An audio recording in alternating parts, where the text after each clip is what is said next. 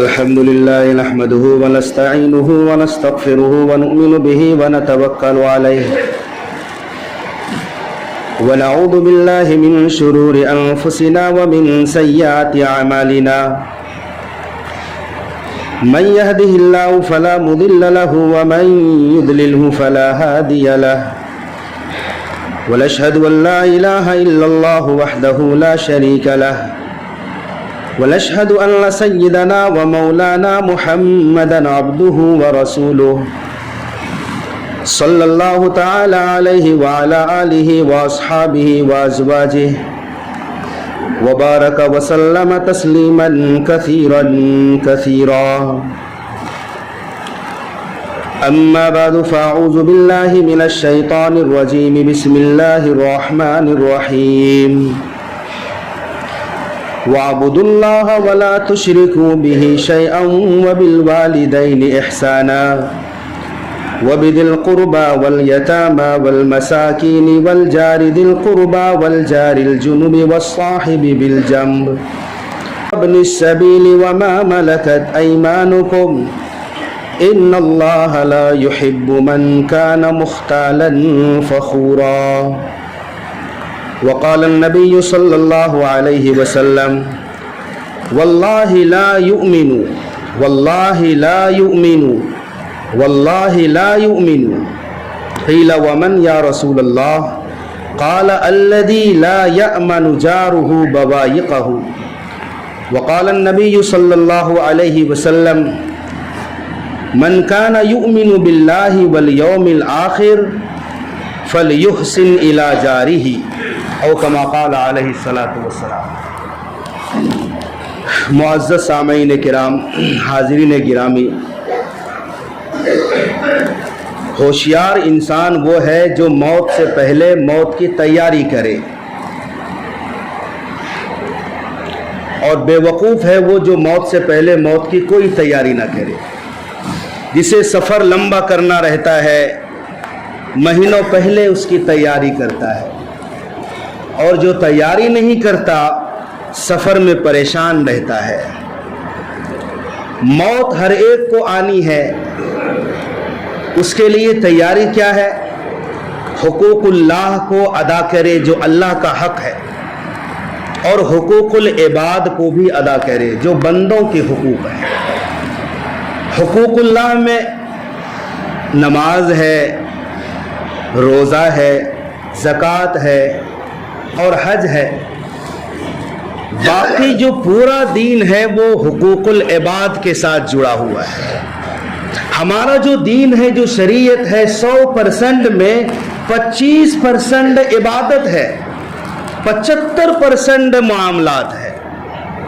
تو اگر کوئی صرف عبادت کے بھروسے پر یہ گمان اور خیال کرے کہ میں جنتی ہو گیا اور دین کے 75% حصے کو چھوڑ دے تو اس کی عبادت جنت نہیں لے جا سکتی۔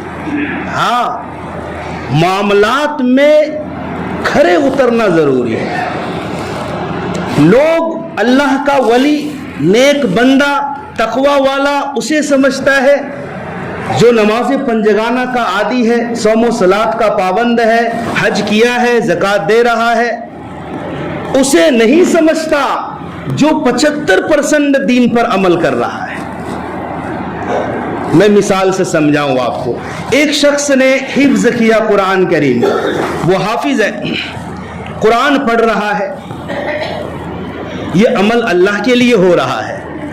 قرآن پڑھے گا اللہ ثواب دے گا، نہیں پڑھے گا اللہ پکڑ کرے گا، گناہ ہوگا۔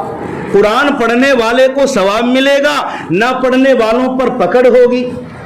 ایک حافظ قرآن ہے، اللہ کے لیے عمل کرتا ہے، لیکن آپ کو بتاؤں ایک حافظ قرآن نہیں ہے، وہ زیادہ متقی پرہیزگار نہیں ہے، تجارت کرتا ہے، وہ چھوٹا بزنس مین ہے، چھوٹی سی دکان ہے یا بڑی فیکٹری کا مالک ہے، بہرحال تاجر آدمی ہے۔ قربان جاؤ اللہ کے نبی پر، کیا بشارت سنائی۔ آقا نے فرمایا التاجر الامین الصدوق مع النبیین والصدیقین والشہداء، ایسا تاجر جو اپنی تجارت میں سچ بولتا ہے، امانت میں خیانت نہیں کرتا، وہ تاجر کاروباری آدمی نبیوں کے ساتھ اٹھے گا۔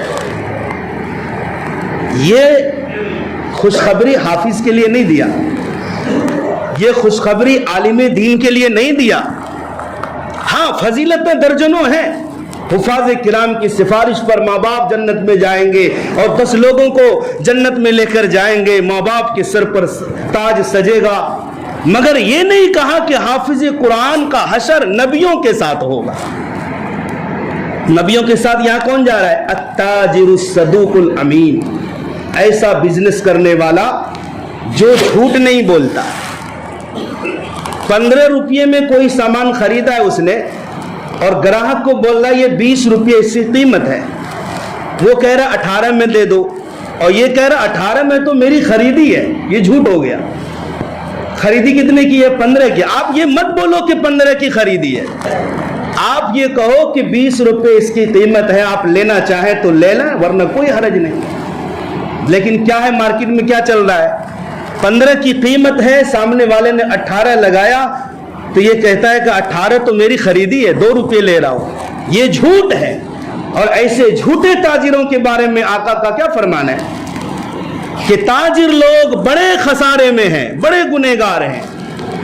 پوچھا کیوں یا رسول اللہ؟ کہا تاجر لوگ قسم زیادہ کھاتے ہیں اور جھوٹ زیادہ بولتے ہیں۔ آج ہماری مارکیٹنگ جھوٹ کے اوپر چل رہی ہے۔ میں کہتا ہوں جھوٹ بولنے کی ضرورت ہی کیا ہے؟ سچ بولو، تھوڑا کماؤ، اللہ برکت ڈالے گا انشاءاللہ، اور اس دنیا میں نبیوں کے ساتھ حشر ہوگا۔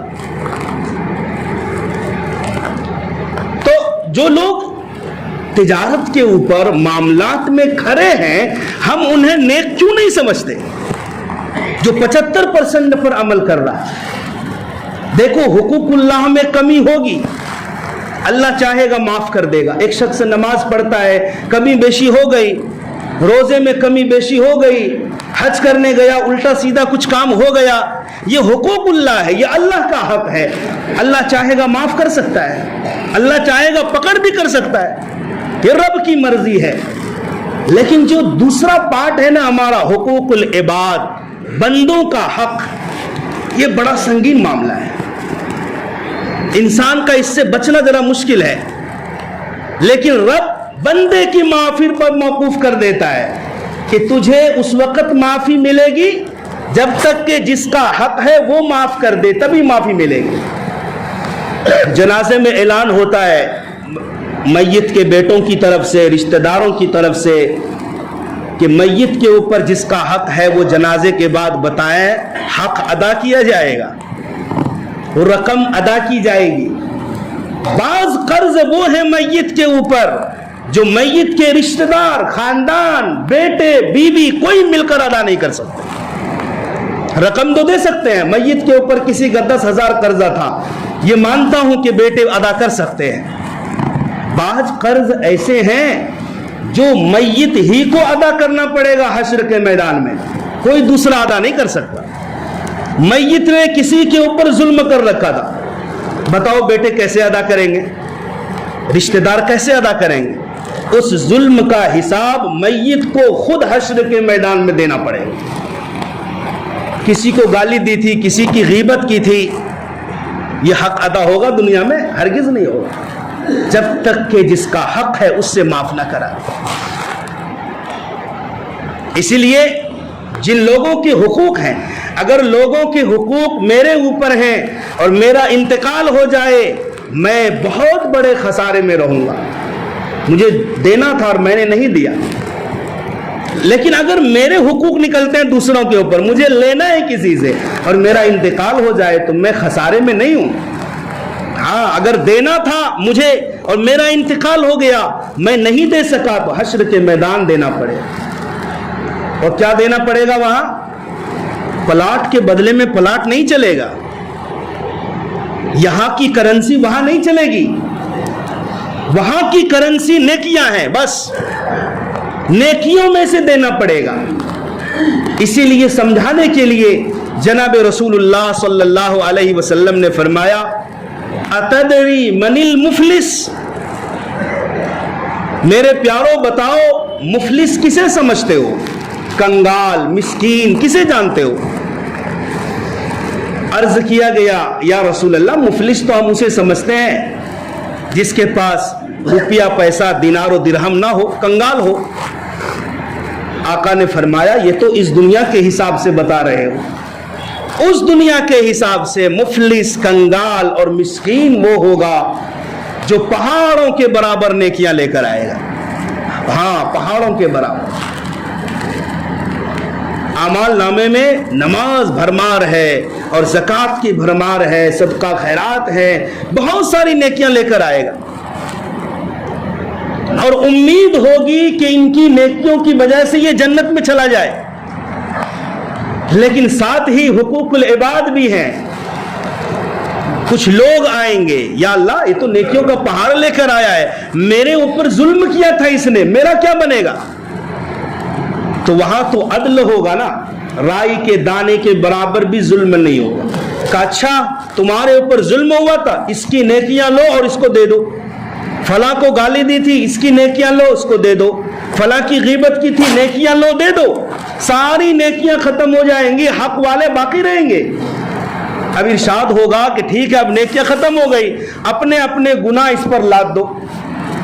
اللہ اکبر، کہا یہ قیامت کے دن کا مفلس ہوگا، نیکیوں کا پہاڑ لے کر آئے گا مگر دوسروں کے حقوق مارنے کی وجہ سے یہ جہنم میں چلا جائے گا، یہ مفلس اور کنگال ہوگا۔ میرے بھائیوں جائزہ لیں، اپنے قرب و جوار کا جائزہ لیں۔ ہم جس سوسائٹی میں رہتے ہیں، جس چول میں رہتے ہیں، بلڈنگ میں، محلے میں رہتے ہیں، ہمارے آس پاس میں کتنے لوگ رہتے ہیں، پڑوسیوں کا کیا ہم خیال کرتے ہیں؟ پڑوسیوں کے حقوق کیا ہیں؟ پڑوسی میں صرف مسلمان نہیں، ایک ہندو کافر مشرک پڑوسی بھی ہے، اس مشرک اور کافر پڑوسی کا بھی ہمارے اوپر حق ہے۔ فرمایا کہ پڑوسی تین طرح کے ہوتے ہیں، ایک وہ پڑوسی جس کے تین حق ہیں، وہ پڑوسی بھی ہے، وہ مسلمان بھی ہے، وہ رشتہ دار بھی ہے، تین حق ہے۔ دوسری قسم کا وہ پڑوسی جس کے دو حق ہیں، پڑوسی بھی ہے اور مسلمان بھی ہے۔ تیسرا وہ جس کا صرف ایک حق ہے، وہ کافر اور مشرک ہے لیکن پڑوسی ہے، پڑوسی ہونے کی وجہ سے بھی حق ہے۔ اور ہمارے حسن سلوک میں کوئی فرق نہیں کہ پڑوسی مسلمان ہے یا نہیں ہے، سب کے ساتھ برابر سلوک ہے۔ عبداللہ ابن عمر رضی اللہ تعالی عنہما جب کوئی بکری ذبح کرتے تھے، جب تک کہ اپنے یہودی پڑوسی کے گھر گوشت نہیں بھجواتے خود نہیں کھاتے تھے، کہتے کہ یہ پڑوسی کا حق ہے۔ آج جس کے پاس طاقت ہے، چار آدمیوں کی طاقت ہو گئی، پاور آ گیا، اس کی گلی ٹیڑھی کر دی، اس کی دیوار ٹیڑھا میڑھا کر دیا، آگے نکال دیا، فلاں کی ہوا روک دی، اس کا گھر چھوٹا کر دیا، اس کا بڑا کر دیا، یہ ہمارے معاشرے میں چل رہا ہے۔ اور پڑوسی گریبان پکڑے گا، یاد رکھو پڑوسی کا حق ہے۔ یہاں تک آقا علیہ السلام نے فرمایا کہ جبرائیل علیہ السلام پڑوسیوں کے بارے میں اتنی تنبیہ کرتے تھے اللہ کی طرف سے کہ پڑوسیوں کے حقوق ادا کرو، کہ مجھے یہ خطرہ ہونے لگا کہ کہیں پڑوسی کو جائیداد کا وارث نہ بنا دے۔ ہاں یہ پڑوسی ہیں، سکھ دکھ کے ساتھی ہیں۔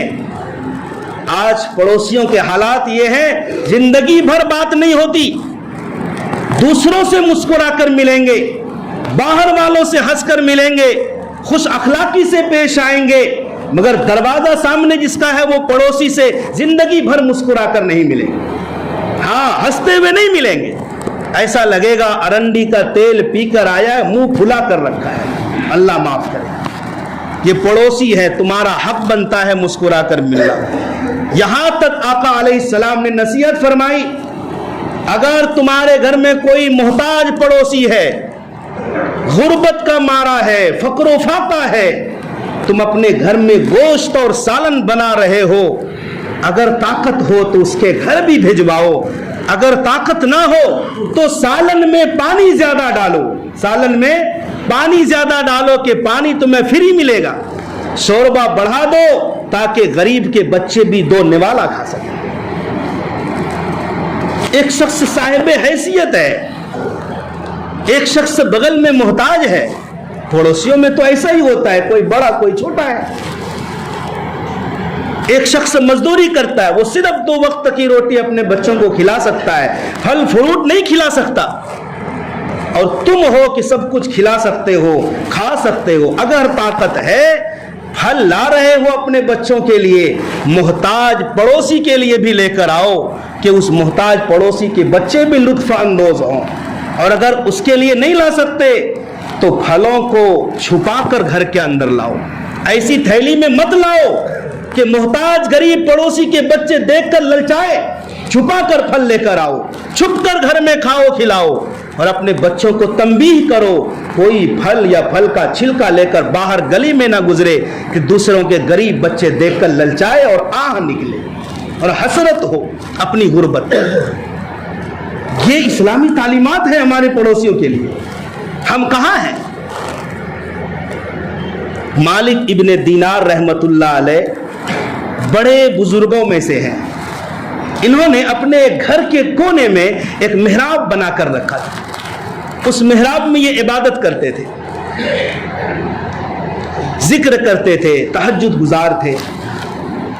محراب کے بغل میں ہی ایک یہودی کا گھر تھا، وہ یہودی روزانہ کوڑا کرکٹ اور گندگی اور کچرا مالک بن دینار کے محراب میں پھینک دیتا تھا، جلتا تھا، وہ دشمنی کرتا تھا یہودی۔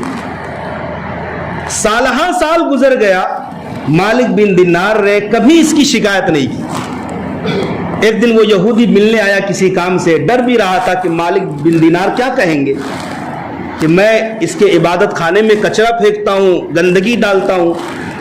گھنٹوں بات ہوئی، مالک بن دینار نے ایک لفظ بھی اس کے متعلق نہیں کہا۔ جاتے جاتے یہودی نے کہا کہ مالک بن دینار، میں آپ کو ستاتا ہوں، آپ کے عبادت خانے میں کچرا ڈالتا ہوں اور گندا کرتا ہوں، آپ نے کچھ نہیں کہا۔ تو مالک بن دینار نے کہا کہ میں نے ایک جھاڑو رکھا ہوا ہے، جب تمہارے یہاں سے گندگی آتی ہے جو جھاڑو سے صاف کرتا ہوں، پانی ڈال کر بہاتا ہوں اور پھر میں عبادت کرتا ہوں۔ کہا آپ نے مجھے کبھی کہا نہیں؟ کہ اس لیے نہیں کہا کہ پڑوسی کا حق ہے، یہ میرے مصطفیٰ کی تعلیم ہے کہ پڑوسی کو صرف ستانا ہی نہیں، پڑوسی اگر ستائے تو تمہیں معاف کرتے رہنا ہے، یہ اسلامی تعلیم ہے۔ اس یہودی نے کہا حضرت ہاتھ دیجئے، بیعت کیجئے اور مجھے کلمہ پڑھا کر مسلمان کر لیجئے۔ پڑوسی کا یہ حق ہے میرے بھائیو۔ ہم کیا سمجھتے ہیں پڑوسی کو ہم تکلیف نہ دیں، یہ پورا حق نہیں ہوا، یہ تو کرنا ہی ہے۔ اگر پڑوسی کی طرف سے کوئی پریشانی آ رہی ہے تو اس کو صبر کرنا ہے۔ ایک بزرگ کے بارے میں مشہور ہے کہ ان کے گھر میں چوہے آ گئے، گھر میں چوہا ہی چوہا ہر جگہ۔ تو ایک دوست نے کہا کہ حضرت اس کا علاج یہ ہے کہ گھر میں بلی پال لیجئے، بلی رہے گی تو چوہے چلے جائیں گے۔ حضرت نے کہا میں نہیں پالتا۔ کہا کیوں؟ کہا میں ڈرتا ہوں کہ اگر بلی گھر میں لے کر آیا تو بلی چوہے کے پیچھے بھاگے گی تو چوہے پڑوسی کے گھر میں چلے جائیں گے۔ اللہ اکبر، میرے گھر کے چوہے پڑوسی کے گھر میں چلے جائیں گے، پڑوسی پریشان ہو جائے گا، اور میں نہیں چاہتا کہ پڑوسی کو میری ذات سے تکلیف۔ قربان جاؤں اللہ کے نبی قسم کھا کر فرما رہے ہیں، قسم کھا کر، واللہ لا یؤمن، 3 بار اللہ کی قسم وہ مسلمان نہیں، اللہ کی قسم وہ ایمان والا نہیں، 3 بار نبی کچھ فرما رہے ہیں تو یہی کافی ہے۔ پہاڑ اپنی جگہ سے ہل جائے، مصطفیٰ کریم کی بات جھوٹی نہیں ہو سکتی۔ یوں بھی کہہ دیتے تو کافی بات تھی، لیکن نہیں، قسم کھا کر اور 3 بار واللہ لا یؤمن، اللہ کی قسم وہ آدمی ایمان والا نہیں۔ کہا گیا کون یا رسول اللہ، کون ایمان والا نہیں ہے؟ صحابہ تڑپ گئے۔ آقا نے فرمایا الذی لا یأمن جارہ بوائقہ، وہ آدمی ایمان والا نہیں جس کی تکلیف سے پڑوسی مامون نہ ہو، پڑوسی کو ڈر لگا رہتا ہے کہ پتہ نہیں بغل والا کیا کر دے گا، ڈر گھسا ہوا ہے، آپ سے مطمئن نہیں ہے۔ وہ آدمی ایمان والا نہیں. آقا نے خود فرما دیا اور قسم کھا کر فرمایا, اور فرمایا من کان یؤمن باللہ والیوم الآخر, جو آدمی اللہ پر اور آخرت کے دن پر ایمان رکھتا ہے اسے چاہیے کہ اپنے پڑوسی کے ساتھ اچھا برتاؤ کرے. دیکھو پڑوسیوں کے کچھ حقوق ہیں. اگر پڑوسی بیمار ہو جائے عیادت کرنے جاؤ, کون جائے گا؟ پہلے پڑوسی جاؤ نا. پڑوسی کتنے ہیں؟ کسی نے کہا کہ 40 گھر آگے 40 گھر پیچھے, 40 گھر دائیں 40 گھر بائیں. کسی نے کہا کہ 10 چاروں طرف سے 40 ہو گئے. ان میں بھی سب سے زیادہ حقدار وہ ہے جس کا دروازہ آپ کے گھر کے مقابل ہو, سامنے ہو, تو سب سے زیادہ مستحق.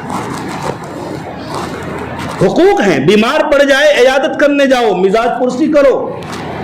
آج لوگ جاتے نہیں ہیں کہ اگر ہم گئے تو پیسہ مانگ لے گا علاج کرنے کے لیے.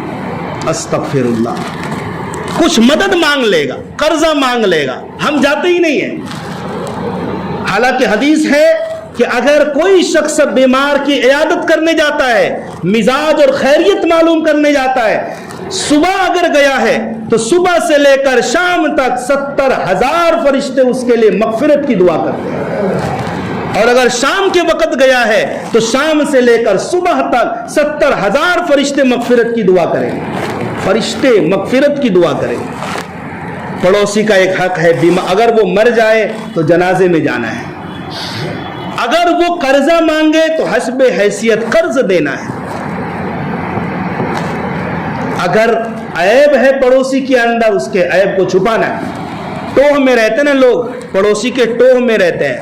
اس کی بیٹی کہاں جا رہی ہے, بیٹا کیا حرکت کر رہا ہے, اس کا پتی کیا حرکت کرتا ہے, اس کی بیوی کیا حرکت کرتی ہے. ٹوہ میں لگے رہتے ہیں اور اپنی عاقبت برباد کرتے ہیں. پڑوسی کا کیا حق ہے؟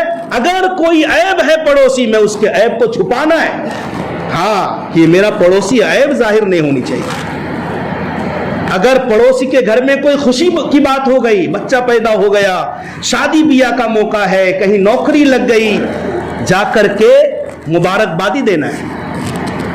اور اگر پڑوسی کے گھر میں کوئی مصیبت آ گئی, گھر جل گیا, کاروبار میں نقصان ہو گیا, تو جا کر تسلی دینا ہے. یہ حقوق ہے پڑوسیوں کے. عبداللہ ابن مبارک رحمت اللہ علیہ, ان کے پڑوس میں ایک مکان بک رہا تھا. جس کا مکان تھا اس نے کہا اس کی قیمت 2000 دینار ہے. لوگوں نے کہا اس کی قیمت تو 1000 ہونی چاہیے.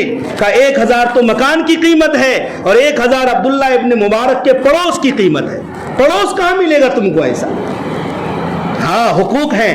امام ابو حنیفہ رحمت اللہ علیہ رات میں عبادت کرتے تھے, بغل میں ایک شرابی شراب پی کر دھت رہتا تھا, شعر پڑھتا تھا, ناچتا تھا. حضرت کی عبادت میں فرق آتا تھا. ایک دن پولیس نے شرابی کو پکڑ کر لے گیا, پولیس والوں نے. تو حضرت نے کہا وہ شرابی کہاں گیا؟ لوگوں نے کہا پولیس والے لے کر چلے گئے. امام ابو حنیفہ گئے, صبح صبح جرمانہ بھرا اس شرابی کا اور چھڑا کر لائے. کہا دیکھو میں نے تمہیں ضائع نہیں کیا ہے. اس شرابی نے ہاتھ پر بیعت کی, توبہ استغفار کیا, اچھی زندگی بسر کرنے لگا. اللہ تعالی ہم سب کو عمل کرنے کی توفیق عطا فرمائے.